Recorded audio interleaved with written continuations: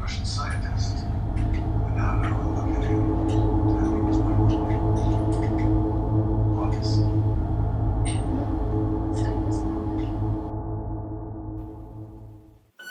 Rogério Alves e João Pedro Varandas, irmão do Frederico, ambos sócios fundadores da empresa de advocacia R.A. e Associados, estudavam desde março de 2018 um potencial candidato à presidência do Sporting Clube de Portugal.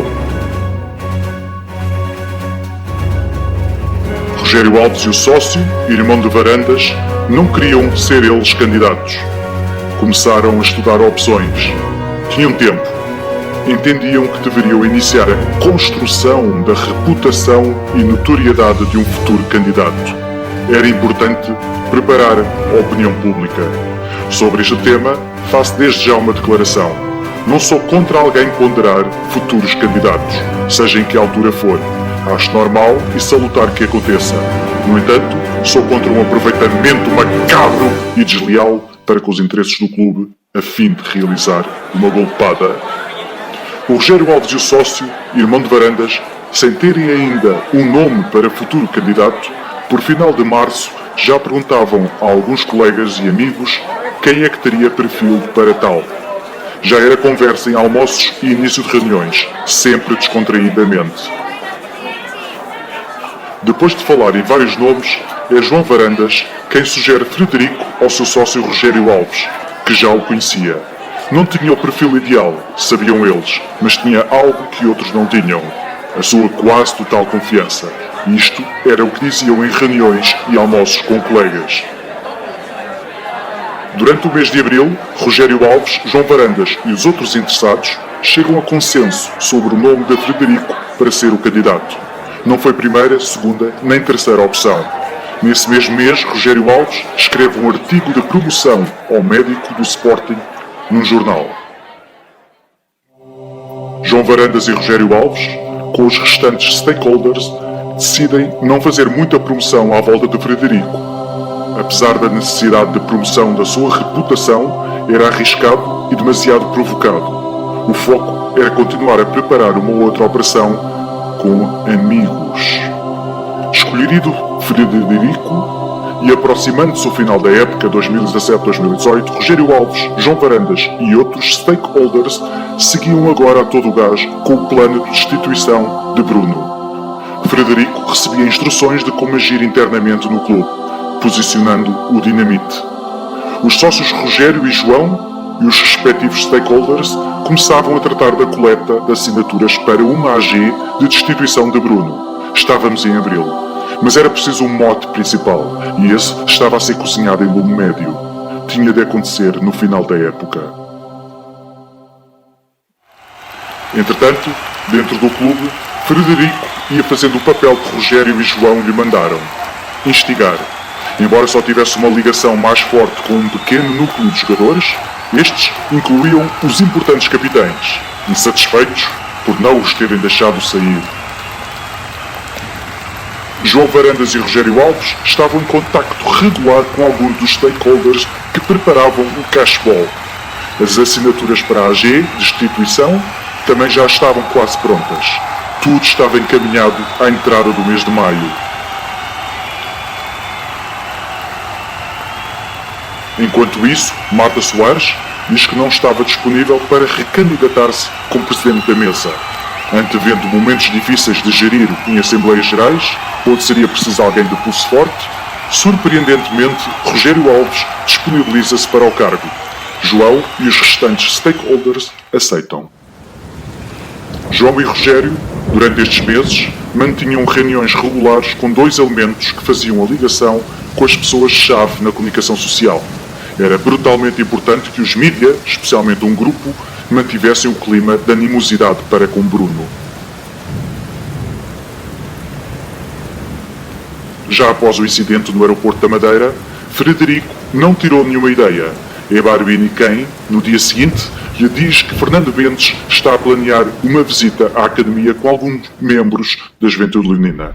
Ele queria também incluir pessoal amigo dos Casuals para fazerem mer. Nesta história, não foi possível apurar os passos que levaram a que os casuals se intrometessem na ida a Alcochete, mas é de domínio público que a sugestão de Barbini foi aceite.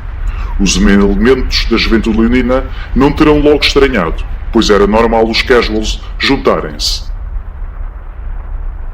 Chegado o fatídico dia de 15 de maio de 2018, a invasão à Academia era um extra, e foi mesmo uma coincidência ser no mesmo dia em que é lançada, num grupo de mídia, a preparada Operação Cashball. Segundo palavras do Rogério, Alcochete era a cereja no topo do bolo. Ainda neste dia 15 de maio, durante a manhã, Rogério recebeu alguns telefonemas e mensagens de stakeholders, congratulando-o pelo rumo dos acontecimentos. Mas de forma inteligente não se referiam exatamente a quê. Há que evitar deixar vestígios. Alcochete só seria à tarde. Após a invasão à Academia, sobre a qual estava a par por Barbini e pelo diretor de segurança, Frederico liga ao seu irmão. Este corre pelo escritório para a sala do Rogério, colocando a chamada em voz alta. O nervosismo e a excitação estava presente. Do lado de fora, sentia-se. Todos concordam que a invasão parecia ter ido longe demais, mas agora não havia nada a fazer. O importante era capitalizar os efeitos da melhor forma.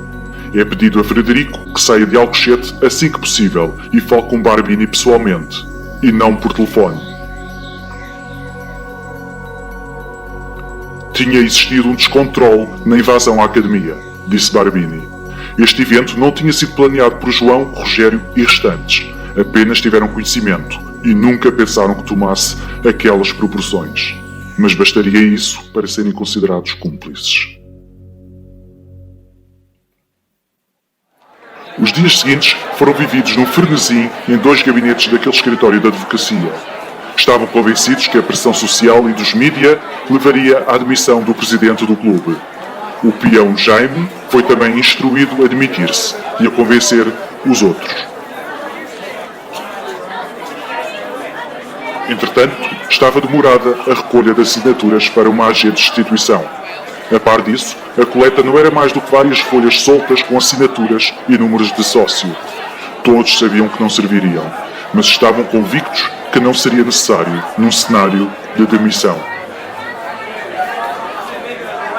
Ainda faltava alguns dias para Frederico se demitir e anunciar candidatura, mas na expectativa da queda da atual direção, estava preparado o discurso e a entrada em cena do médico do clube. Parte do grupo dos amigos de JJ já sabia que Frederico iria ser candidato. Jaime e os restantes membros da mesa da Assembleia Geral já se tinham demitido. O Conselho Diretivo, apesar de algumas desistências, mantinha-se de pé. O plano inicial de marcar a AG de destituição voltava a ganhar relevo neste contexto. Preparava-se o texto formal, pois já existiam as folhas soltas com assinaturas. Num telefonema do advogado João, Marta Soares é informado para que marque imediatamente a AG de destituição. No entanto, para validar do clube, era importante que ninguém dos serviços observasse o pedido e as assinaturas, pois não obedeciam aos critérios. Naqueles dias, Frederico confirma a João e Rogério que há jogadores preparados para rescindir contrato com a SAD. Já teriam falado com os seus empresários e queriam suporte para fazer as cartas. É designado um advogado da firma para esta tarefa, que se encontrou com um jogador. No final de maio de 2018, discute-se na RA e Associados o último passo de Bruno, a criação de uma comissão transitória da MAG. É decidido e comunicado a Jaime que deveria argumentar a não oficialização da sua demissão, pelo que continuaria em funções. Esta situação veio abrir uma janela de oportunidade. A criação da CT-MAG, por Bruno, trouxe uma nova ideia naquele escritório, incrivelmente não ponderada até aquele momento. A criação de uma comissão de fiscalização. Depressa os contactos começaram a ser feitos e após completar a equipe, Jaime é informado para proceder. O objetivo principal delineado pela equipa de comissão de fiscalização era suspender Bruno. Antes, estavam apenas focados nas assinaturas para uma AG de destituição. Como disse anteriormente, esta opção não tinha sido antes equacionada e quase que brindaram à mesma. Sobre a rescisão dos jogadores, Frederico diz ao irmão que a preocupação dos que se preparavam para rescindir era a posição do clube.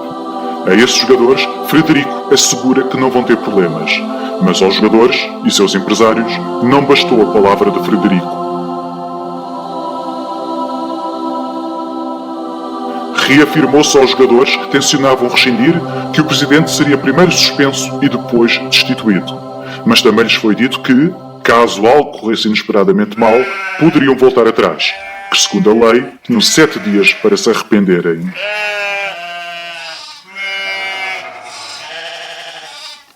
Começaram a cair as rescisões de alguns jogadores. Por essa mesma altura, Henrique, cabecilha mandatado para a Comissão de Fiscalização, mais Rita e Duque, começou a preparar a preparação do documento que visava a suspensão imediata do presidente. A golpada estava a todo o gás. No escritório de advogados da Avenida Álvares Cabral, começava-se agora a reunir nomes e a fazer contactos para quem estaria na futura Comissão de Gestão. Não tinham muitos dias até à suspensão do presidente, e esta comissão teria de estar pronta antes.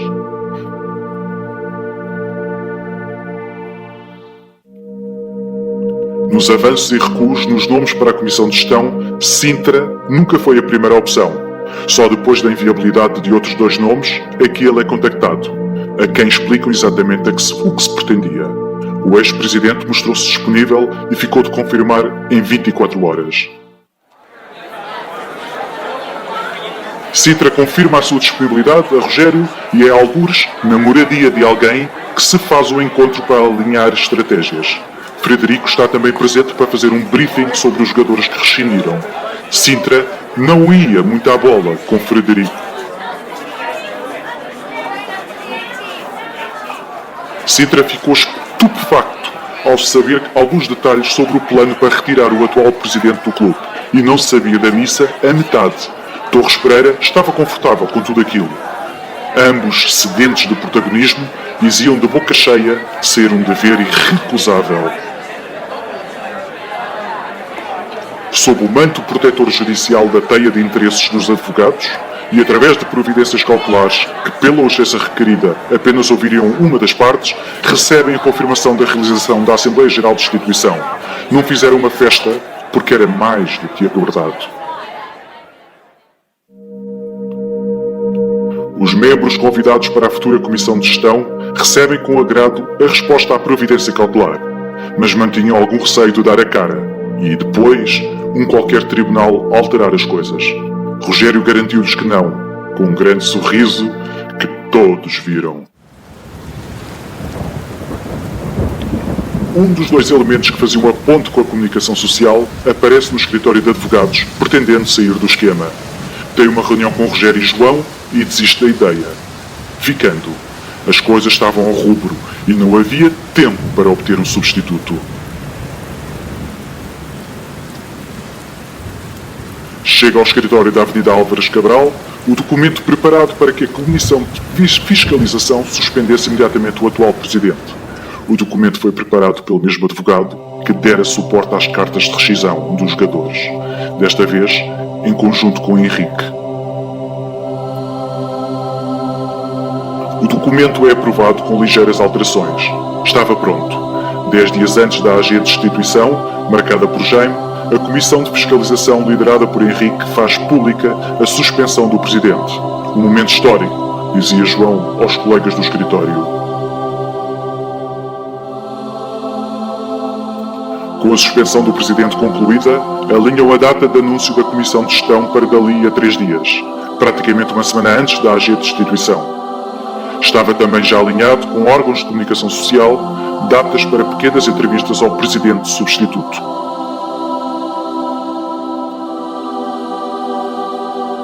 No final deste mesmo dia, o presidente da altura, após a confirmação de mais 3 rescisões, anuncia que a SAD estaria a trabalhar com os melhores advogados do mundo, da área do desporto.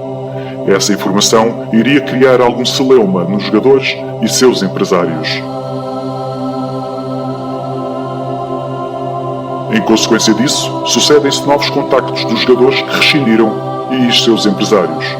O tom era de preocupação, mas mais uma vez é garantido que não seriam levantados quaisquer problemas pelo clube, desde que assinassem com clubes que aceitassem chegar a um acordo.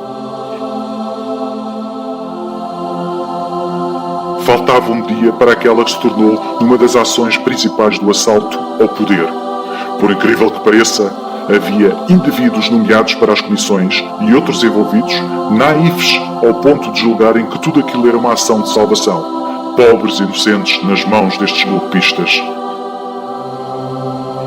No dia em que a Comissão de Fiscalização iria suspender o Presidente, no escritório recebe um contacto de alguém de outro clube de Lisboa. Face aos últimos desenvolvimentos, queriam verificar a possibilidade de contratarem um jogador que rescindiu, de nome Gelson. Os contactos com esse clube de Lisboa não eram de agora, e sempre foram muitos, incluindo influências nesta história. No entanto, não existem detalhes suficientes para eu poder escrever sobre os mesmos. Sobre o menino Gelson, como o apelidavam, o interesse era genuíno. Iam negociar. Devido ao turbilhão de coisas a acontecer nas próximas semanas, a negociação de Gelson com o clube de Lisboa teria de aguardar. No entanto, o empresário do jogador, Ulisses, já estava a par. Este e outros casos similares deveriam passar para a nova comissão de gestão.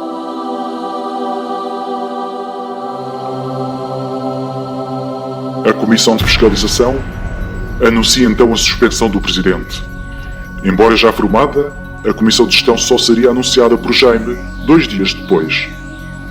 Estes advogados, muito habituados a jogadas sinuosas e maquiavélicas, sentiam-se bem e a boa disposição via-se. Rogério e João não estavam permanentemente em contacto com todos os stakeholders neste processo. O objetivo traçado era pôr as mãos no clube novamente, para controlar o seu desígnio. A visão para o futuro do clube era diferente. Não era só o dinheiro que importava.